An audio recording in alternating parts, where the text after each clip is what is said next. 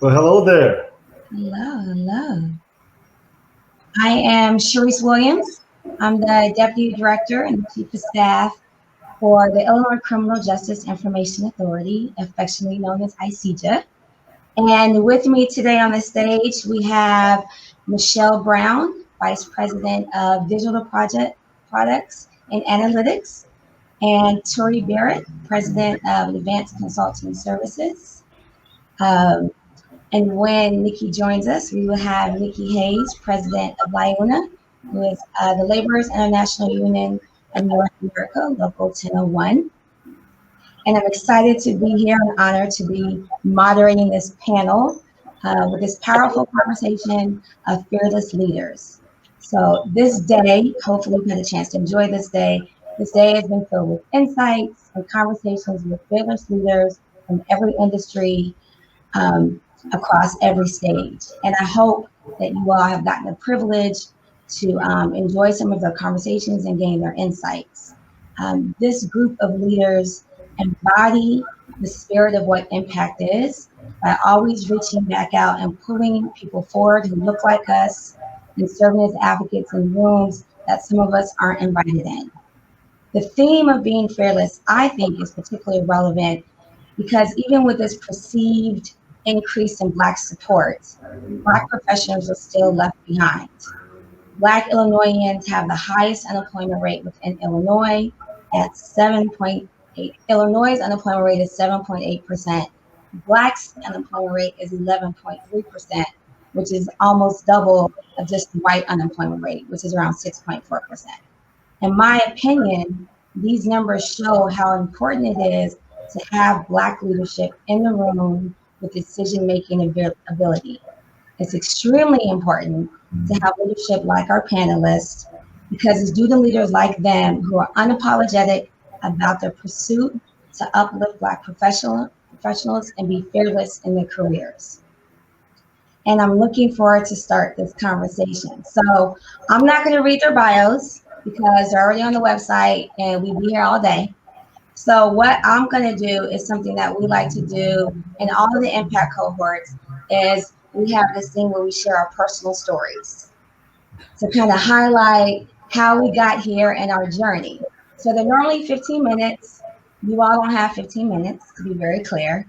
So briefly, and I'll kick it off with Tori, if you can take us on your journey to where you are professionally. Sure. Well, first, hello, Michelle and Sharice and the rest of Impact Family and Urban League. Great to be with you on today. Honored, actually, to be a part of this panel. So my journey, I guess you said you usually take 15 minutes, but I don't have 15 minutes. So I'll make it more like 5. But born and raised on the south side of Chicago, the son of preacher. My father, Pastor T.L. Barrett Jr., and my mom migrated here from New York. They had 7 children. I am the middle child of 7. So I had 3 brothers, 3 sisters, 3 older, 3 younger, directly in the middle. And I grew up in a family of service. So, I often say my parents had a drug problem. They drugged me to church every chance that they got. And so, you know, after going to church for so long, we had to volunteer, and we did a lot of outreach in the Robert Taylor homes when they were up and down State Street. And so, service was just a part of me. I somehow got to hanging with the wrong crowd, and as a result, I got shipped off to military school in 6th grade. And at that time, I hated my parents because they sent me there. But looking back, it was truly the right decision because it changed my life. And so for 6th, 7th, and 8th grade, I went to military school in Indiana. For high school, I went to high school in St. Louis, Missouri. They did not want me to come back to Chicago yet. And then I went to college down south at Louisiana State University. And so being away from home for so long kind of made me independent. And so when I came back to Chicago, I first started buying real estate after college and started flipping properties and selling them. And right around 2007, my youngest sister, her name was Cleo, was killed in a domestic violence incident. And so when that happened, it caused me to kind of shift my focus from real estate more into the nonprofit sector. And so I started a nonprofit organization called the Clio Center, which the mission is to eradicate violence by bringing opportunity to those in need. We employ about 300 youth a year through our various programs. And I hired a new ED about 4 years ago to kind of run the day-to-day operations of Clio so that I could focus back on my real estate development initiative. And so the center is thriving even through COVID. We have switched to a virtual model, and we're still running all of our programs. And my real estate development company recently built a 58-unit mixed-use building called the Clio Art Residences in the Washington Park community. A month ago, we opened up a restaurant inside of the Clio Art Residences called the Park Supper Club. It's a boutique, upscale restaurant with a event space. And we have a couple of other real estate projects that we're working on, one in the Cabrini Green area on Larrabee and Clybourne, and the other one is in the Auburn Gresham area on 79th and Halsted. And so, for me, I just continue to make sure that through the real estate projects that we have, we hire Black contractors, Black lawyers, Black or Latino architects. So we want to make sure that we spread the wealth in the Black community. And I will pause right there and turn it over back to you, Sharice. Thank you. Thank you. That is a truly inspiring journey. And thank you for keeping it not 15 minutes, Tori. Michelle, I'm going to turn it over to you. Please share your personal story. Perfect. Thank you, Sharice. Tori, good to see you. Nice to meet you. I too am excited to be here and really honored to be a part of the panel, particularly on the topic around fearless leadership. But Tori, I thought I'd start where you ended. I love that you are focused on creating Black wealth and all the business ventures that you described. And that's just makes my heart very happy. As my personal story, I think an important part of it is that I'm the granddaughter of Alma Brown. And you may be wondering, why on earth is she starting there? And I just think it's important to know your history to then understand what you see and who is me.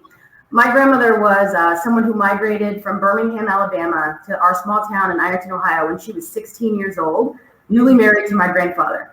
She only finished the second grade because she was the oldest of 4 siblings. And so she had to quit school to take care of her brothers and sisters and then got married and came north.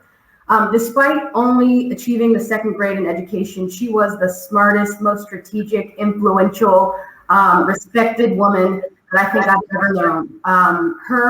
What I learned from her by watching her, I idolized her, and I still do, even though that she's not here, is very much a part of who I am. She taught me to be fearless, to explore. I think she's a big part of the reason I'm from a small town. I went off to Duke, coming from a place where not a lot of people go to college, and certainly leaving the state to go to college was kind of unheard of. But the spirit of adventure that I kind of learned from my grandmother, I'm certain paid a big part of it. When I think about my career, kind of after college, I joined aviation. I started at American Airlines largely because it had free flights. And she always inspired me to see the world. She didn't have a driver's license, but we went everywhere. We would go on the senior citizen buses all over the United States. And so I remember thinking, not even what the job was, it's like, this is a way for me to see the world. And it's kind of come full circle that I'm still in the industry and what I've been able to do. And so I just start with that part of my story because I've accomplished a lot, certainly professionally. But I think the perspective that my grandmother taught me has led me in my career, and just being open-minded to think about and consider new opportunities, to not put any limits on what I can accomplish, to know that if you have a desire to do something, it is achievable. And so that is a big part of who Michelle is. Yeah. I love that. I love that your grandmother, in spite of not even having a driver's license or being able to drive, was determined to show her family outside of the world. We often hear it sometimes that just within our community, sometimes we don't even leave like our little block or our neighborhood, right? Or we would dress up to go downtown, because that was like a whole experience just to have that. So kudos to your grandmother for that. So we're gonna, there's some technical difficulties with Nikki coming in. So once she comes in though, we wanna give her an opportunity to also share her story. But Michelle, so we'll start with you. Okay. You had a very extensive career in consulting and within the airline industry, and you worked in multiple functions across the industry. I often have said you have many jobs across the airline industry from the time that I've known you. So I'm curious on how did you decide when to make moves, and were there certain skills that you think are important, kind of regardless of where you sit in the organization? Perfect. I would say everyone should have Sharice as a hype woman. She is such a big cheerleader to me. You're right, I've had a lot of jobs, but she always, gives me a bigger title than what I really do have. So I appreciate you for that always, Sharice. Yeah. I have done a lot of things. I've worked as a consultant and management consultant, and while I've been at United, I have gone from marketing, I've worked in loyalty, I was a CFO for our commercial divisions, I ran an airport operation in Houston, and now I lead our digital technology organization. And people often say, like, how can you do that? You're not qualified, to which I quickly correct them. I believe a lot that skills are transferable. What has driven me is my passion for the customer. And so every job I've had has touched the customer or the customer experience in some way. I think an important skill that's helped me in navigating all of those transitions is remembering like what I bring to the table, what it is that I'm interested in, the value that I know that I can add, even if it doesn't make sense to people who are, the hiring manager or considering me. I've been relatively successful in helping them understand how what Michelle brings is different. I know it doesn't come in the package that you were expecting, but it can make the business better because I'm a quick learner, I'm a problem solver, I can be an awesome communicator, which is common things that you need in every function, even if the functions may not seem that related. A big thing that I would definitely underscore, and it's probably something I have gotten better at as time goes on, and I wish I would have had this skill earlier on, is just how I communicate and talk about myself. And I'd say for all of us, I can be a pretty humble person. I thought if you are, complimentary of yourself, it's like you're bragging, and that felt in conflict. And I've had to get to a place where it's not necessarily bragging, but it's a disservice if people don't know kind of what my value add is, and finding ways to talk about it. I found that it kind of how you talk about your work sometimes is as important as the work that you do, because if people don't understand it, they don't know how they can fit into it or understand the impact that you can make. And so I focus a lot on how things are different because of what I bring and how I do it. And that's just, I'd say a communication trait has been important to make those transitions, because I've had to help people understand why I know I'm the right person to do it. But even more so, it's really important that I'm able to articulate, here's the outcomes that I'm driving, not so much just the tactics of what it is that I've done. Yeah. No, you're exactly right. You often hear the kind of phrase of ask a woman to do it. They're going to think about it and have a conversation, and they're going to feel I might not be qualified. Ask a man to do it. They're going to jump up in 5 seconds and raise their hand whether they're qualified or not, right? So I think, we also, even just as women, as Black people, have to be very intentional of talking about ourselves. All right, and now we have Nikki. Hi.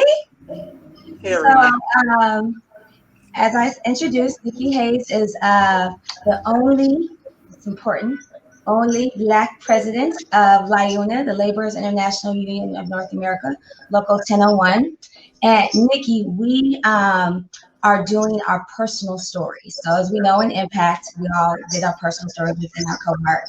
So if you could, not full 15 minutes, if you could briefly go through your personal story about your journey and about your professional career. My journey, wow. I started out with my professional career with the city of Chicago. I ran the abandoned auto program. Can everyone hear me okay? Yes. I ran the abandoned auto program for the city of Chicago. Left there. There was an election going on with the laborers, and took a chance and went over there and ran in an election that was held by the former staff before I came on for 33 years. I won as a recording secretary, and about 9 years later ran for president, and I got the president's position.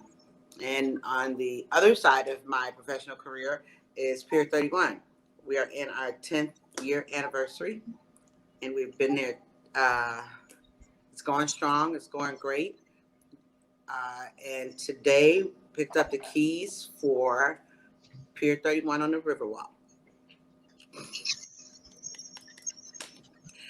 Yay. Yay. So that's my professional journey.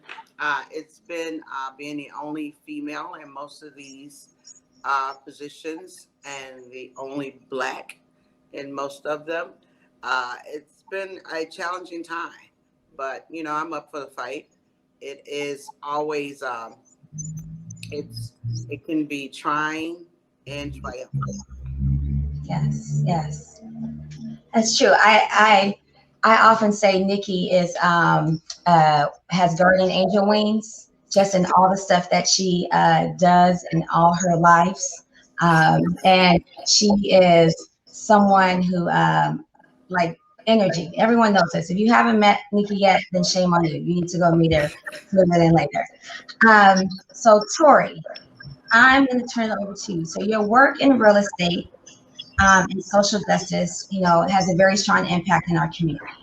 I'm sure it's both rewarding but challenging. You can only imagine. So, what motivates you to continue to do both in your job? Yeah, that's a great question. I'm glad that Nikki joined us. Hey, Nikki. Hey, Tori. Um, it's about the people for me. I'll be honest with you, it's not easy. I also had a third hat, which I retired from. I was a pastor. I followed my dad's footsteps, and I was the executive pastor of his church. And it just got to the point where it was like, you've got all of these different things happening. And believe it or not, a lot of people, you got a hard time trying to lead people who don't want to be led. And so at least from the pulpit, I was able to retire from being a pastor, but I feel like I still do ministry 24/7 through Clio. And so, but I almost got burnt out too. And I had to bring in help. And that's why I hired my new ED, Aretha McCullough, who is just amazing. And, she has that passion every single day to be with those youth as needed. And now I can come in and make entrepreneurs. And so I have a training program where a lot of the youth go through my entrepreneurial training program, and now they work on my construction sites. One young man named Anthony Collins, grew up in Clio. He was a gangbanger. I thought I was going to lose him to the streets, put him in a low voltage wiring program, and now he wired my entire building. And I passed him off to other developers who are now using him. And so he's grown his business significantly. So it's not easy, Sharice, but when I go to bed every night and watch the news and hear about all this senseless violence that's taking place, that's what continues to motivate me to change the lives of these young people. Wow. Yeah. Creative Black Wealth. I want us to talk about that, a little later in this conversation, because I think it's just so key, because you have to be fearless and be able to make those decisions to do that. But Nikki, I'd like to come back to you. So you are not only, some would say, at the top of your game, but I think you still have room to grow. I don't know if there's a ceiling for you. I think you're also a business owner. You're a business owner. You're heavily involved in the community, and you're actually your own brand, right? How do you balance all of this, all these responsibilities, being able to balance all your professional careers? In my mind, there's Pier 31s across the nation, and what drives your passion for the work that you do. And before Nikki answers that, Sharice, I tried to go to Pier 31 yesterday. And I couldn't get close to the place. And I told Nikki, I'm like, look, I'm trying to get in. She's like, nothing I can do for you, bro. Get there early, right? I appreciate your effort, Tori. It was something that was incredible yesterday. And it was something that I did not expect. And people are, they're still texting me from yesterday. And it just gives me, that's what gives me energy, Sharice, is that I went to bed with text messages of thank you. I woke up with text messages of thank you. It's just to make people happy. And sometimes becoming the brand, it can help you and hurt you. Yeah. Because, right, as Tori knows, trying to go and eat at your own place is very hard. So I sneak off to other places to go eat. But no, I don't think I've hit the top yet. And you're right. My goal is to have Pier 31 everywhere in Chicago and everywhere all over the United States. It's my goal to franchise it eventually, hopefully in the near future. Yeah. But it takes work, and you need something to give you that energy to make you work. And the people give me that energy to make me work. Yeah. And even on all of that, you're so still involved in community and helping people, and just the amount of connecting that you do.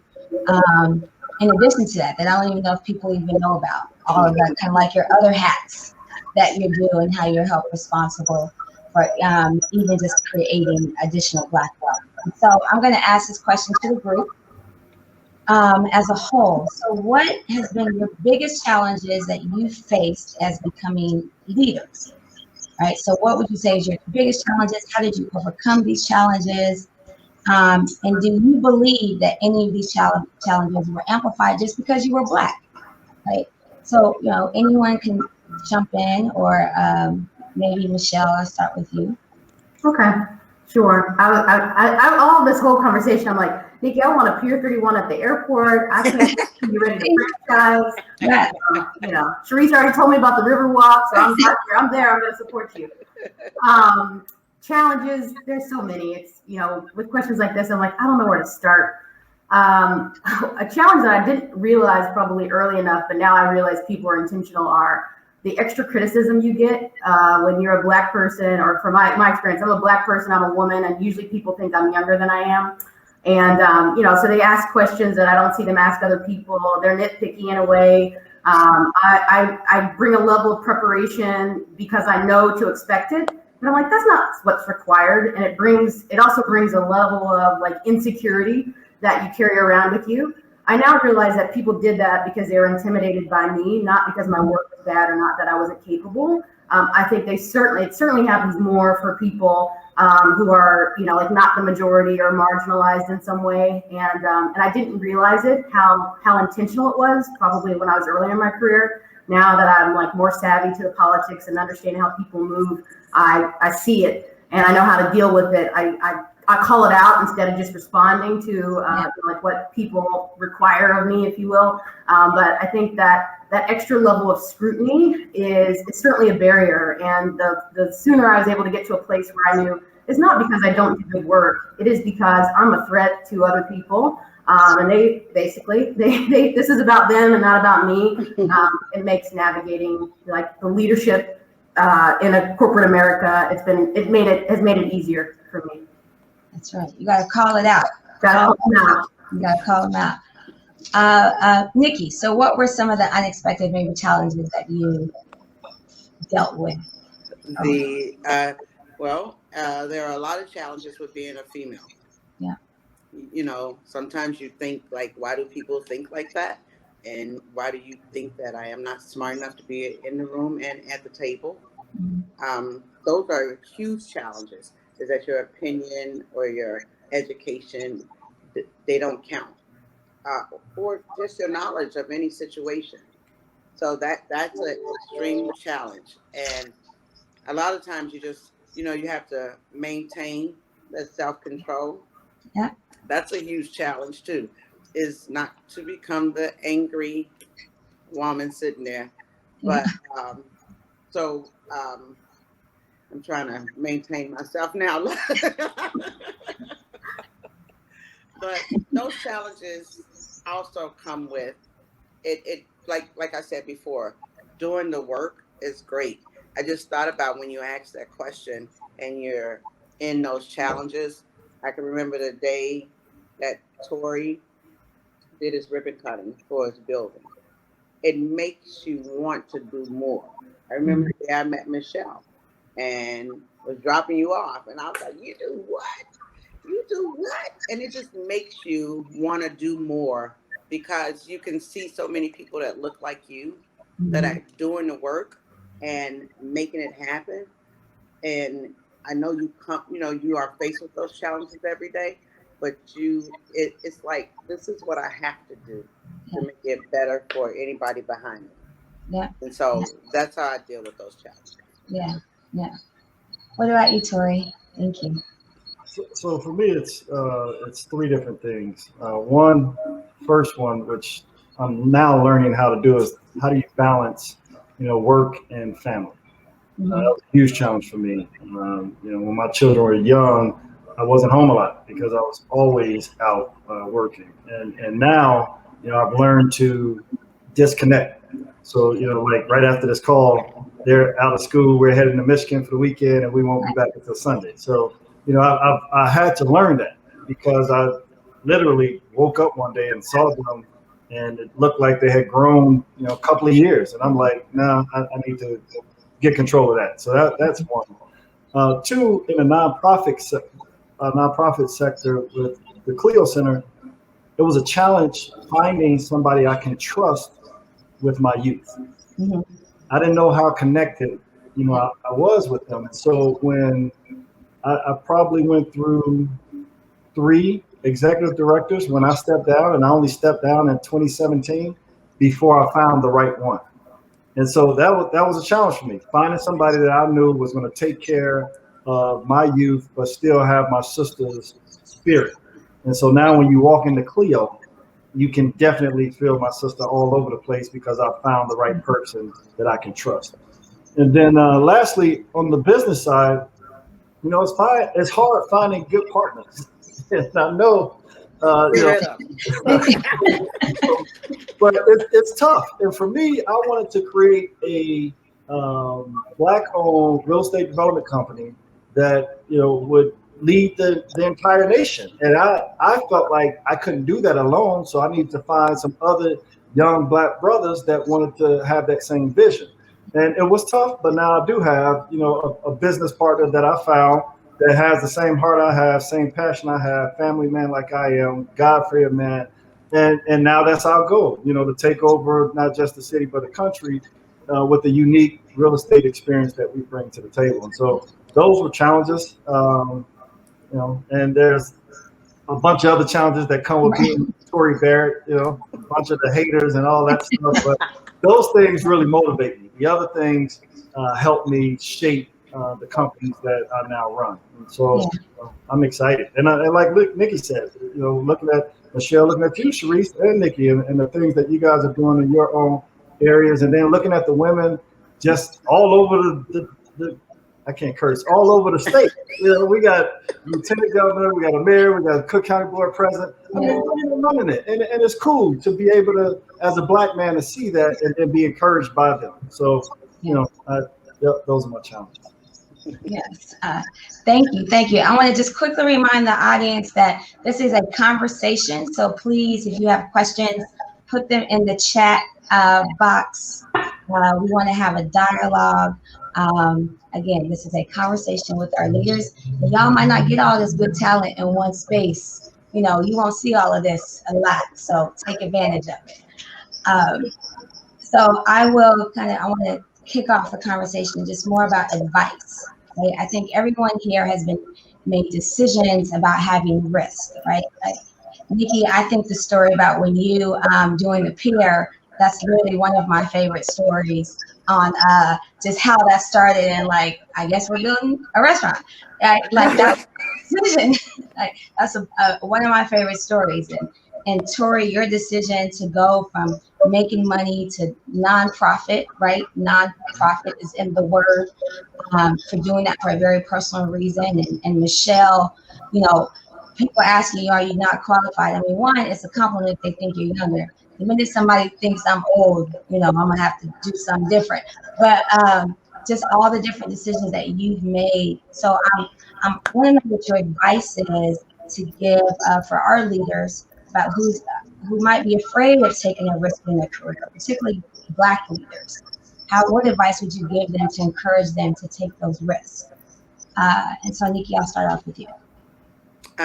Well, my story. I went into Pier 31 with no restaurant experience. I only worked for McDonald's, and I was fired after 3 days because I didn't know how to make the ice cream. But and when I was awarded the contract, it was the funniest thing in the world because I laughed in the lobby so loud. It alarmed everyone because I was like, I don't know anything about a restaurant and I don't have any money. But I went in with this rendering that was so huge and like, I could do that. And I had to convince myself once I left out of there. And that's the advice is take a chance. I always take a chance on you. And just like for you, the three of you all that I'm looking at right now, it's people out here that can help you, that will, if they can't get it for you, they can find somebody to get it for you. Our network is so strong, and sometimes you don't know how strong that network is until you ask. And a lot of people, it's pride that keeps us from asking for help, but you have to ask, because if Sharice doesn't know, Tori doesn't know, Michelle doesn't know, you know someone that does and can walk you through everything. And I think that's some of the advice that I can give, is to take a chance on yourself, ask for help, use your network, and do the research. Do the research on whatever you're trying to get into also. Yes, thank you. Tori, what would be your advice? I would say there's two things. One, but as Nikki stated, believe in yourself. I mean, you have to know that you can do it. That's one. And then two, don't give up. And that's going to be a tough one, because there have been plenty of nights that I just wanted to give up. I wanted to say it's not worth it. I'm doing all this work. People don't appreciate it. It was too hard. I'm sacrificing too much. And I wanted to give up. But had I given up, I would have let so many people down. And so, believe in yourself and don't give up. It's going to get difficult. But the other thing I'll say too, one thing that I did not do that I wish I would have done, but now I'm at a place where I'm not doing it, educate yourself in whatever area that you want to go into. I didn't know anything, like Nikki said. I still don't know about the restaurant business. I have no clue, but I brought in business partners that do know about the restaurant business, and that's helping out. But even on the real estate side, I wish I would have majored in college in like construction management or something, so that I could now literally know that my contractors aren't ripping me off. I'm happy that I have the right contractors now, to where, and I have a project manager that oversees those things. But had I gone back and educated myself in that field, I think I would have accelerated my game so much quicker. And so, educate yourself, believe in yourself, and don't give up. Well, it's never too late to educate yourself, Tori. You're right about that. Yeah. It isn't. A lot of online programs. We old now. We old. Michelle, what would be your advice? It's hard to give more advice. They've given so much good advice. I guess to add to it, I would say think about like what you want out of it. I think about risks that I've taken. One story that comes to mind is I was working as a management consultant at a firm that, was so coveted. People think you have the best job, and it was a wonderful firm. It just wasn't the right job for me. And despite people saying like, you're crazy to walk away from it, I just knew it wasn't the right thing for me. I actually left a conversation with my manager where he told me I was on track to be promoted. And in that moment, I'm like, I don't want to be promoted. So I literally left our client site, walked to HR. I was like, I'm done. I stayed a little bit longer to transition, but I didn't have anything lined up. I just knew like that although it was a wonderful place, that wasn't what was working for me. I knew the ways in which I like to contribute. Like as a consultant, you do short projects. I like building relationships with people. I was giving people strategy. I like the implementation. And so I was really focused on, I want to get a job where I can do the things I like. I'd like to probably be in a company. I want to spend there. I want to be there for a while. I want to come up with a strategy and implement it. Even though I didn't have anything, even though I left a very well-paying job, and I still remember I left before I got my bonus. And so when I did my taxes that year, I was like, oh gosh, was that the right choice? But it was, because in the long term, that money, I think my happiness is worth way more than that, but it's just hard to value. And so I would say it's important to be clear on, you don't have to know exactly, but there must be something. There's a reason why you're contemplating taking this risk. There's some value in it, and just stay true to that. Because if you keep that kind of as your true north, it will make it worth it. Because when you quit and I didn't have another job, I then became more motivated to find one, and find one that was kind of aligned with what I was seeking. But it took kind of knowing like knowing what wasn't working, but knowing what I wanted to say, yep, this risk is worth it. Yeah.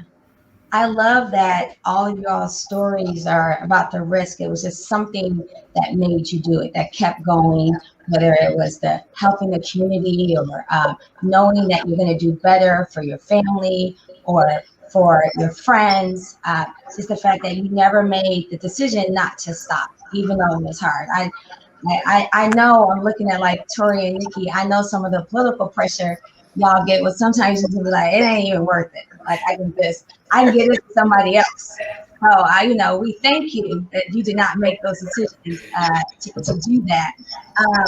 I want to just ask a question that's about taking it a little more global, right? So like there's a lot of talk and support within just Illinois and the community at large, right? Due to like the recent injustices in the Black community, the whole Black Lives Matter movement, where the professional world has, I think, become more woke, right? This is the word that they're using. They're trying to be more strategic in hiring Black professionals and being more, I guess, conscious to buy Black, right? You hear these terminologies happening. And they're even like using public dollars to support issues in communities that historically have played Black communities, right? There's an increase in supporting HBCUs and Black businesses. And I always say that I think Black is like the new Birkin bag, right? So my question is to you, what advice or thoughts could you give to us on how we can capitalize on this movement, right? How can we be strategic in this movement of like supporting Black movement, as this is, some people might call it our reparations, right? But how can we take advantage of this time so that Black leaders can be successful? And if anybody wants to jump it up, maybe Tori. Yeah, so I would say you have to go after every opportunity that's open now. Where before, I wouldn't go after some opportunities because I knew 100% I wasn't going to get it. It was baked for somebody, it was written for somebody, or my firm isn't large enough to go after that opportunity. But you're right. Now that this has been brought to the forefront nationwide, they're awarding some of these opportunities to smaller firms now because they have to. And so I would say research all the opportunity that's available, not just in the public sector, but the private sector. And if you don't know how to write an RFP response, hire somebody. It's going to cost you a few bucks, but you've got a really good chance of winning that where before you wouldn't. Yeah. Nikki? Yeah, I agree with Tori. It's our time, and we don't know how long this time is going to last. And I truly believe that. And because it's our time, I believe in going after things, contracts, businesses, jobs, promotions, schools, colleges. I believe in all of that, going after it right now, because this is the time that they're giving us access, because it is owed to us finally. Not owed to us finally, but we're finally getting it. Right. And I believe in that. I think we should go after everything, make them say no, and That's then right. do it again. Right. No just means not right now. Right. Right. I'll be back. Right. Right. Michelle, what are your thoughts? What I'd add to it is not only should we go after everything, like we should always also put somebody on. I get a lot of headhunter calls, and sometimes it's not the right fit for me, but I'm building out my Rolodex of here are people that you should call.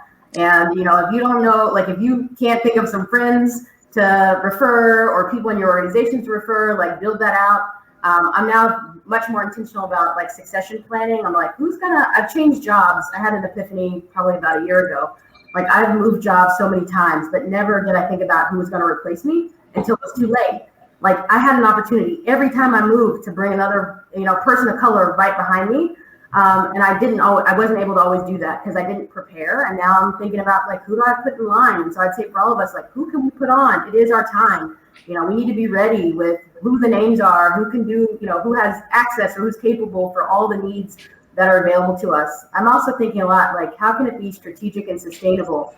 Like in our business, we can find Black entrepreneurs who do things that aren't our core business, but now I'm in technology. I'm like, who are the Black companies that can do programming? Who can run or build our airports? Who can do our maintenance programs? Like, where are the places that people can become a part of our value creation in a way that's really sustainable? Because those are opportunities that we really haven't always had access to, and now that we do, it's putting people on. And so I think a lot around like, okay, where are the places, like both with people I can bring, but places in our business that are really strategic that could, change the trajectory for a small company, a medium-sized company, and to a much larger company, just given how big United is and how much money we spend. Right. Well, I think I see some connections we can do. I want to talk about creating Black wealth. I'm thinking of Tori's entrepreneurial program, because you always say, where's the Black IT, right? Like, where are those companies at? I've sit in meetings in the city, in the mayor's office, and government offices, and they're like, we need some Black IT people who can do logistics. Logistics is an industry that's predicted to grow exponentially over the next 10 years. And so I wanted to talk a little bit about just about creating Black wealth, and then we'll go to the question and answers. But Tori, your entrepreneurship program that you have, it seems like you are being strategic in doing that. I'm curious on how you can help kind of us, the leaders, emerging leaders, being more strategic in creating Black wealth, who might necessarily not be in the nonprofit space to do that, right? So I'm curious about how you can kind of help maybe guide us on that. Yeah, sure. So, well, the way I did it, I'll tell you that first, and then kind of talk about brainstorm on some other ideas. But there's a program called the Clio Professional Academy, and it basically first takes these young people, typically between the ages of 16 and 24, through a 20-day course of basic stuff like resume writing, interview skills, what to wear, how to talk, because you'd be surprised, even though they've had jobs in the past, a lot of them don't know the basics. But then you start to hone in on what's their skill set, what are they interested in, and that's how we found out that the one gentleman was interested in low voltage wiring. And so once you know what career path they want to go in, then we create a training program specific for that particular career path. And I may not be the expert in it, but I go out and I find the expert in that particular field who then teaches that class. And so the challenge you have is, how do you fund it, right? Because you gotta hire the trainer, you have to pay for the equipment. So that's the challenge we have. Clio has fortunately been able to reach out to some of our deep pocket partners who have been able to fund some of these programs, but that's a challenge. We don't get any state funding currently. We get city funding. We don't get any federal funding. We get some foundation funding. So you have to continue to find creative ways to fund those types of programs. But for those that are not in the non-profit sector, who's looking for ways to strategically create Black wealth, have a circle, a table with Black wealthy people to where you sit down on a regular basis and break bread. We do it at Josephine's, which is Vic spot, Mother Wade, and we sit down on a monthly basis, and we've been doing this for 20 years, once a month, where we sit down and talk about strategically how do you create Black wealth. So I think no one person has the answer, but you definitely have to have wealthy people at the table. You can't be sitting around with a bunch of folks who don't have money talking about let's create Black wealth. No, that's a waste of time. So find some wealthy people, get them at the table, and be consistent with that round table, and you'll figure out a way to make some money together. Yeah. Nikki, I think you need to bring you got to bring the people who want to have wealth to the table so we can be with the wealthy people. I'll bring those folks. Absolutely. Nikki, you have any thoughts about that? When you talked about the table, I was kind of thinking of your Friday day sessions. Yeah. Yeah. What are your thoughts about like how to? Because I feel like I'm kind of hinting at it, but I know this is I feel like your side job, that you are very strategic in connecting people and helping in doing that. So I'm curious about your thoughts about helping create Black wealth. You know what? Sometimes I think about it, and I don't think it's a strategy that I create. It's just a memory and it's just my heart to help people. Mm-hmm. If I know that somebody needs something, I go, hey, do you know, can you help? Let me get you guys together. And strategically, I will invite you somewhere, so therefore you will see the person. I will do that. But I always believe in making sure that, especially my people, are uplifted. I wake up doing it, I go to sleep doing it, making sure that we are uplifted by one another. Sometimes, this is my biggest thing with us. We can party around each other every day and not know what each other does. We say that, yeah. I say it all the time. Yeah. Like, you don't know what she does. They're like, nah, she's just cool. Right. Right. And I know some people get offended that when you're in a setting and someone says, what do you do? Right. But you don't know how you can help someone when they ask you that question, or how you can advance someone, or how you can advance yourself. Because telling people about what I do, they have told me, like Michelle, hey, I got an opportunity for you over here where you can move this over there, or also, and uplift me and my family.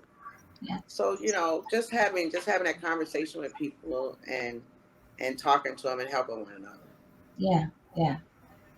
It reminds me of something even that Michelle said earlier about having to learn to talk about yourself, right? Like, it's even like the dreaded resume writing, right? Every time you go to resume, I panic.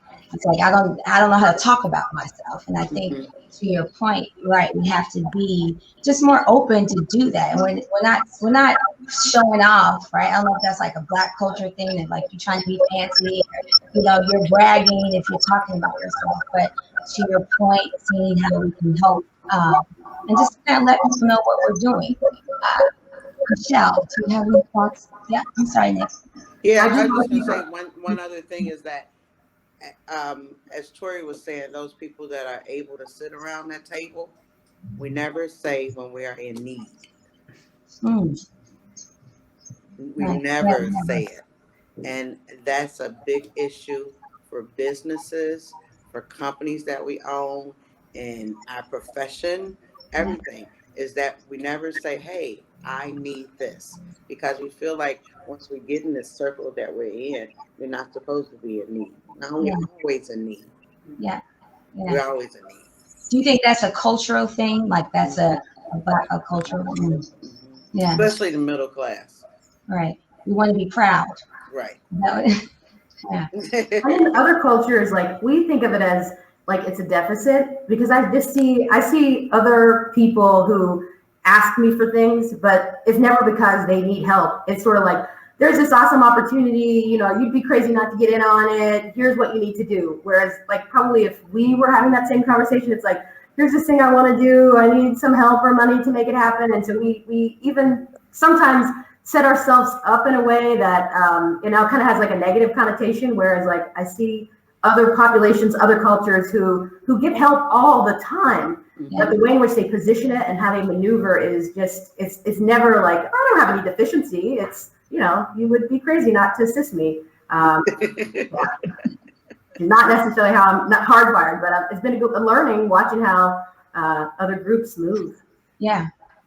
I wasn't on your question around kind of wealth creation. This is a place where I have a personal goal. I'd love my legacy to be that I've created jobs. I feel really strongly about like Black economic development, and it's a place that I haven't made as much progress as I want to.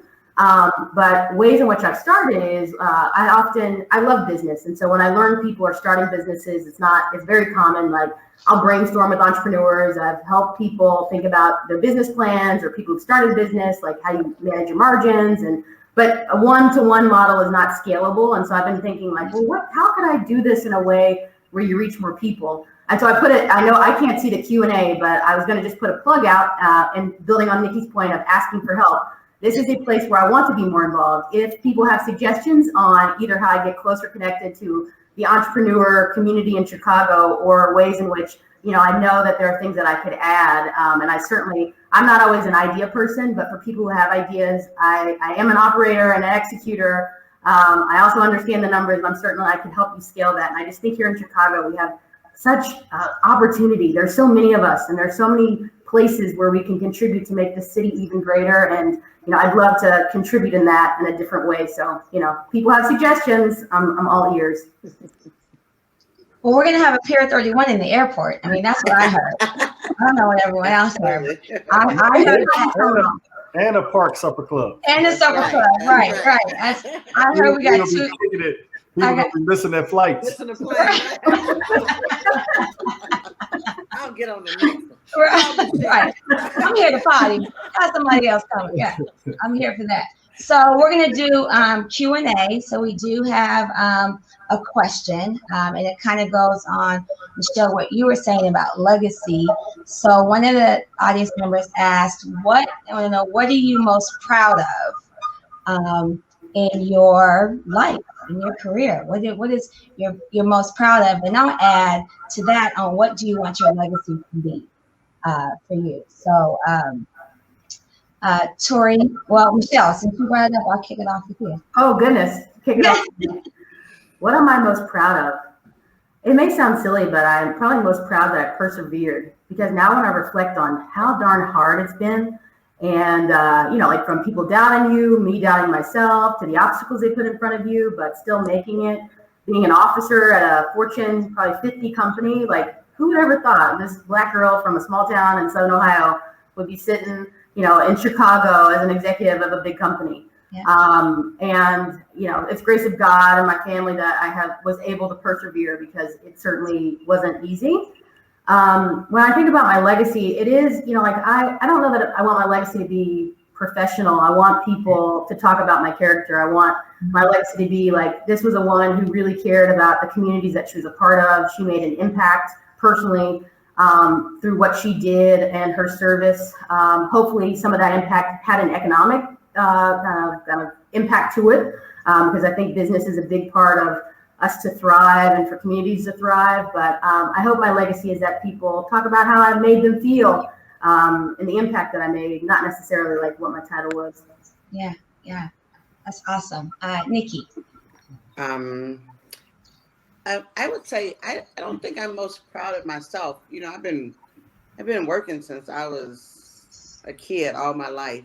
Mm-hmm. I've had life struggles all my life, and so I always worked at working harder and getting to the next level. So that's always been my wake up. Is how do I get to the next level? And I've never thought of it as an accomplishment. It's like, okay, I made it. Now how do we get to the next one? Yeah. And then the next one. So I would say that I'm most proud of my children, because through those struggles, I can look at them and they know I got 3 quotes from them. I'll tell you, my first one is to be a productive adult. Mm-hmm. And I told them that when they got here, is that's your job, is to be a productive adult. Yeah. All of them are. I'm so proud of them, because they are not evil people. They are good people, and they want more out of life. And so that's what I love about them. That when